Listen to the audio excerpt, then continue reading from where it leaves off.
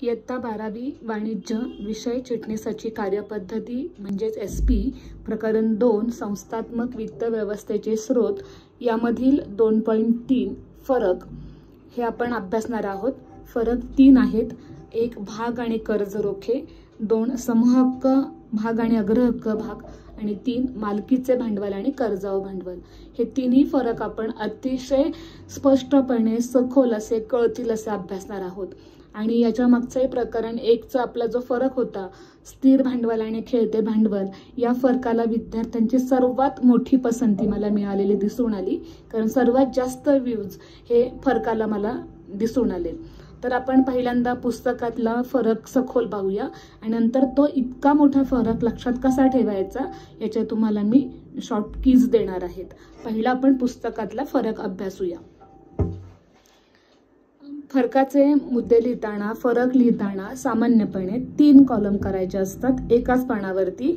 एक फरकाचा मुद्दा, दुसरा म्हणजे भाग आणि तिसरा कर्ज रोखा। जो फरक दिला असेल ते 2 कॉलम आपल्याला करायचे आहेत आणि प्रत्येक मुद्द्यानंतर आडवी रेष मारायला विसरायचं नाही। आता फरकाला एकूण आपल्याकडे 4 गुण असतात आणि तुम्हाला पुस्तकात 10 फरकाचे मुद्दे दिलेले आहेत आणि आपल्याला परीक्षेला 4 गुणांसाठी 4 मुद्दे लिहायचे आहेत, परंतु आपल्याला कमीत कमी 2 मुद्दे एक्स्ट्रा लिहिता आले पाहिजेत। यासाठी 10 मुद्द्यांचा अभ्यास करणार आहोत आपण। तुम्ही फक्त 4 मुद्दे न लिहिता त्याच्यामध्ये 2 ते 3 मुद्दे एक्स्ट्रा लिहायचेच आहेत। पहिला आपण बघूया अर्थ। भाग हा कंपनीच्या भाग भांडवलाचा एक छोटासा घटक आहे, यालाच मालकीच्या प्रतिभूती असे म्हणतात। म्हणजे भाग काय आहे तर भाग भांडवलाचा एक छोटासा घटक, लहानसा घटक आहे। कर्जरोख्याची व्याख्या बघू आपण, अर्थ बघूया। कर्जरोखे हे कर्जाचे प्रमाणपत्र आहे, याला कर्जाऊ प्रतिभूती असे म्हणतात। म्हणजे भाग मालकीची प्रतिभूती आहे तर कर्जरोखा कर्जाऊ प्रतिभूती आहे। दुसरा मुद्दा, धारकाचे स्थान। भाग भांडवल हे मालकीचे भांडवल आहे, लक्षात ठेवायचा मुद्दा, मालकीचे भांडवल आहे आणि भागधारक हा कंपनीचा मालक आहे, भागधारकांच्या स्थानामध्ये किंवा धारकाच्या स्थानामध्ये। त्यानंतर ना कर्जरोख्यामध्ये कर्जरोखे कर्जाऊ भांडवल आहे आणि कर्जरोखे धारक हा कंपनीचा धनको म्हणजे सावकार आहे। पुढचा तिसरा मुद्दा आपण बघूया, स्वरूप। भाग हे कायमस्वरूपी भांडवल आहे, जोपर्यंत कंपनी संघटना आहे तोपर्यंत हे भांडवल कायमस्वरूपी आहे। कंपनीच्या कार्यकाळात हे भाग परत केले जात नाहीत, जोपर्यंत कंपनी आहे तोपर्यंत हे भाग परत केले जात नाहीत। तर कर्जरोखे हे तात्पुरत्या स्वरूपाचे भांडवल आहे, ठराविक मुदतीनंतर कर्जरोखे परत केले जातात। 4 मतदानाचे हक्क। भागधारक हे मालक असतात म्हणून ते मतदान करू शकतात आणि मतदानाद्वारे कंपनीच्या व्यवस्थापनात सहभागी होऊ शकतात। तर कर्जरोखेधारक धनको असल्यामुळे मतदान करू शकत नाहीत आणि त्यांना व्यवस्थापनात सहभागी होता येत नाही। 5वा मुद्दा, गुंतवणुकीवरील परतावा। भागधारकांना गुंतवणुकीवर लाभांश दिला जातो, तो लाभांश समहक्क भागांना अस्थिर दराने दिला जातो तर अग्रहक्क भागधारकांना स्थिर दराने दिला जातो। हा फरक लक्षात ठेवायचा आहे। तर आता इथे कर्जरोखेधारकांना निश्चित दराने, चुकून इथे दला काना झालाय तो समजून घ्या, निश्चित दराने व्याज दिले जाते। कंपनी नफा मिळविला असेल किंवा नसेल तरी व्याज हे सक्तीने द्यावेच लागते। पुढे 6वा मुद्दा, तारण। व्याज आणि मुद्दलाची हमी। भाग भांडवल हे असुरक्षित असते। का भांडवल असुरक्षित आहे? कारण त्यांना तारण दिलं जात नाही। कर्जरोखे भांडवल हे कर्जाऊ भांडवल असल्यामुळे कंपनीची मालमत्ता तारण दिली जाते म्हणून ते सुरक्षित असते। 7 नंबरचा मुद्दा, वाटप करण्याची वेळ। भागांचे वाटप कंपनी स्थापनेच्या नंतर प्रारंभिक म्हणजे सुरुवातीच्या टप्प्यात केले जाते, तर कर्जरोख्यांचे कंपनीच्या नंतरच्या टप्प्यावर म्हणजे जेव्हा कंपनीकडे तारण ठेवण्यासाठी काही मालमत्ता असते तेव्हा त्यांचे वाटप केले जाते। 8 नंबर, उपयुक्तता। दीर्घकालीन भांडवलासाठी भाग उत्तम पर्याय आहे। दीर्घकालीन म्हटलं की भागाचा पर्याय हा उत्तम आहे आणि मध्यमकालीन भांडवलासाठी कर्जरोखे हा उत्तम पर्याय आहे। त्यानंतर 9 नंबर प्रकार. भागांचे प्रकार माहिती आहेत आपल्याला, समूह हक्क भाग आणि अग्र हक्क भाग. आणि कर्जरोख्यांचे प्रकार आपल्याला सविस्तर माहिती आहेत. नोंदविलेले कर्जरोखे, वाहक कर्जरोखे, तारण असलेले, तारण नसलेले, परतफेडीचे, परत न फेडीचे, परिवर्तनीय आणि अपरिवर्तनीय हे प्रकार आपण लक्षात ठेवायचे. आणि यानंतर शेवटचा कंपनी विसर्जनाचे वेळी स्थान. म्हणजे कंपनी विसर्जनाचे वेळी भांडवल परतफेडीसाठी भागधारक सर्वात शेवटचे दावेदार असतात, तर कर्जरोखेधारक कंपनी विसर्जनाच्या वेळी भांडवल परतफेडीसाठी भागधारकांच्या आधीचे म्हणजे प्रथम दावेदार असतात. आता हा एवढा मोठा फरक आपण थोडक्यात कसा लक्षात ठेवणार आहे बघूया.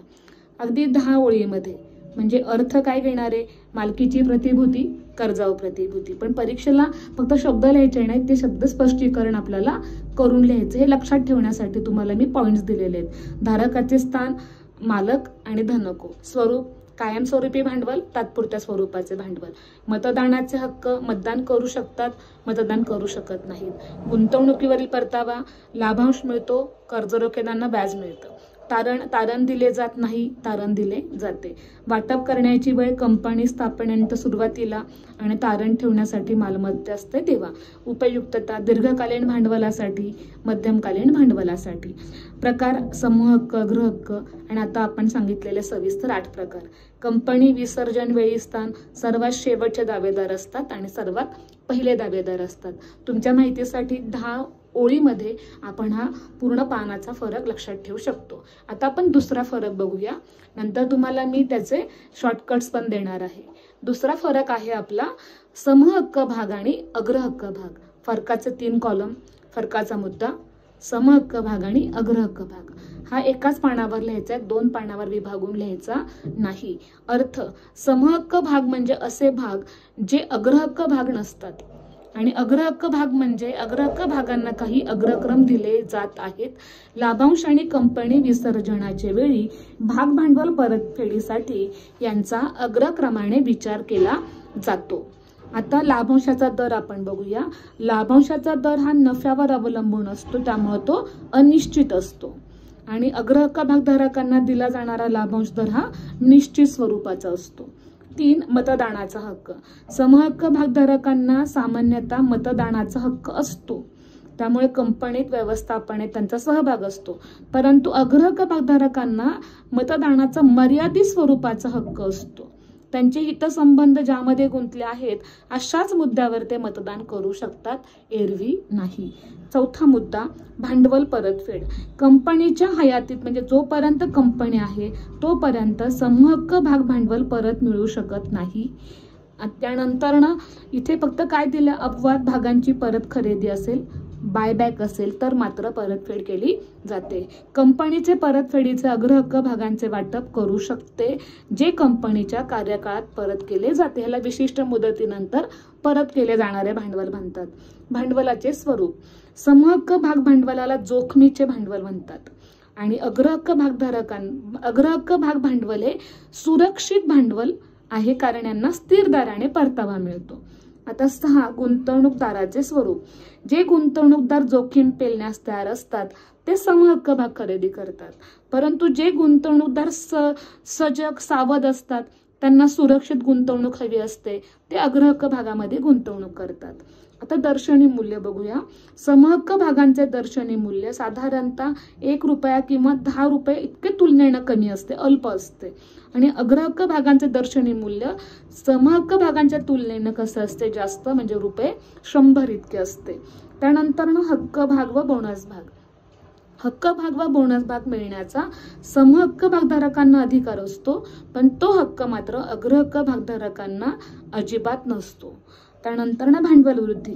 समूह हक्क भागांचे बाजार मूल्य कंपनीच्या प्रगतीबरोबर वाढत जाते, परंतु अग्र हक्क भागांचे बाजार मूल्य स्थिर असते, त्यामुळे त्यांची भांडवल वृद्धीची शक्यता अजिबात नसते. जोखीम. समूह हक्क भाग भांडवलात गुंतवणूक करण्यात जोखीम असते, कारण लाभांश दर हा स्थिर असतो आणि भांडवल परतफेड ही अनिश्चित असते. अग्रहक्क भागांची गुंतवणूक तुलना करता सुरक्षित असते, कारण लाभांश दर स्थिर असतो आणि भांडवल परतफेडीसाठी सुद्धा अग्रक्रम दिला जातो. आणि शेवटचा मुद्दा प्रकार. समहक्क भागांचे 2 प्रकार पडतात, सर्वसाधारण मतदानाचा अधिकार असणारे आणि भेददर्शक मतदानाचा अधिकार असणारे.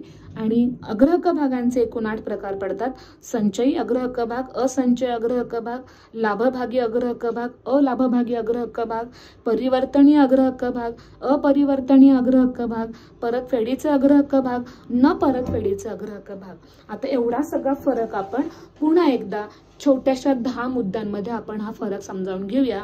अर्थ, लाभांश आणि भांडवल परतफेडीसाठी अग्रक्रम नसतो, इथे अग्रक्रम असतो, लक्षात ठेवायचा आहे. त्यानंतरनं लाभांश दर हा अनिश्चित असतो समहक्काला, तर अग्रहक्काला निश्चित असतो. मतदानाचा हक्क समहक्काला हक्क असतो, तर मतदानाचा हक्क हा मर्यादित स्वरूपाचा असतो. भांडवल परतफेड कंपनीच्या हयातीत परत केली जात नाही, तर कंपनीच्या कार्यकाळात परत केली जाते. भांडवलाचे स्वरूप हे जोखमीचं असतं, तर इथे अग्रहक्काचं सुरक्षित भांडवल असतं. गुंतवणूकदारांचे स्वरूप हे जोखीम घेण्यास तयार असणारे असतात, तर हे सुरक्षित किंवा सावध गुंतवणूकदार असतात. दर्शनी मूल्य समहक्काचं तुलनेनं कमी असतं, तर अग्रहक्काचं तुलनेनं जास्त असतं. हक्क आणि बोनस भाग समहक्क भागधारकांना मिळण्याचा अधिकार असतो, तर यांना मिळण्याचा अधिकार नसतो. भांडवल वृद्धी कंपनीच्या प्रगतीबरोबर वाढते, तर भांडवल वृद्धीची शक्यता नसते. जोखीम हे समहक्क जोखमीचे असते, तर अग्रहक्क सुरक्षित असतं. प्रकार, मतदानाचा सर्वसाधारण अधिकार असणारे आणि भेददर्शक मतदानाचा अधिकार असणारे. आणि आत्ताच पाहिलेलं आपण सविस्तर असे 8 प्रकार, अगदी 10 ओळीमध्ये 11 ओळीमध्ये आपण हे 11 पॉइंट शिकलेले आहेत. आता आपण शेवटचा फरक बघूया, तो सुद्धा तुम्हाला मी अगदी कमीत कमी मुद्द्यात कसा लक्षात ठेवायचा हे सांगणार आहे. आता तिसरा फरक आहे मालकीचे भांडवल आणि कर्जाऊ भांडवल.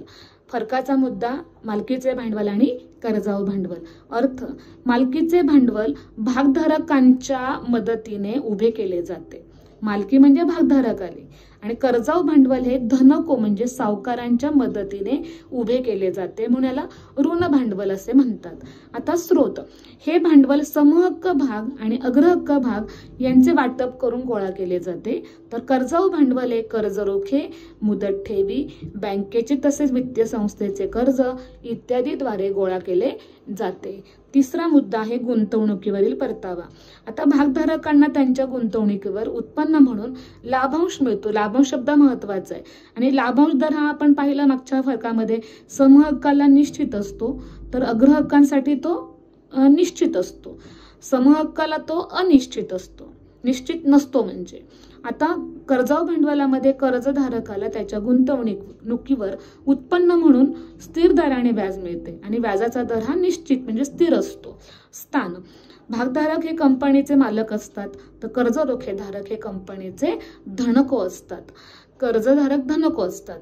मतदानाचा हक्क, समहक्क भागधारक कंपनीमध्ये मतदानाचा हक्क बजावतात, तर कर्जधारकांना कंपनीमध्ये मतदानाचा हक्क नसतो. म्हणजे फरक लिहिताना विरुद्ध मुद्दे असतात, समान मुद्दे लिहायचे नसतात, त्यात फरक नसतो.